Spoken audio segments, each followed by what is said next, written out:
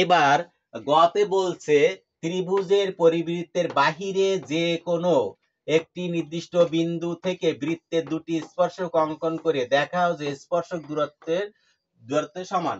তো 19-এর খ, তাহলে যে ত্রিভুজের পরিবৃত্ত বলছে, তাহলে তুমি এখানে খ থেকে নিয়ে আসবে।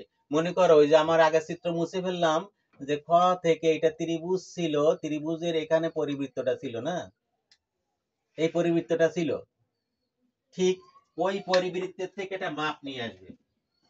পরিবৃত্তের থেকে একটা মাপ আনবে।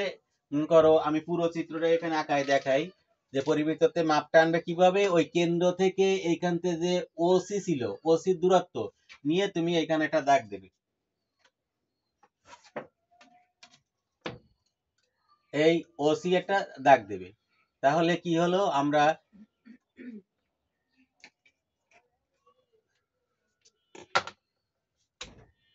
এই ওসি পরিমাণ একটা এই দাগ নিলাম। নেওয়ার পরে এখন করতে হবে কি, যে ওই ওসি এর সমান, এই ওসি এর সমান ব্যাসার্ধ নিয়ে একটা বৃত্ত আঁকতে হবে। এখন তুমি আমি এই দেখাই দিলাম যে ওসি সমান এই, ওসি সমান এই আনলাম। আচ্ছা আনলাম, এটা তোমার আনার চিত্র দেখালাম।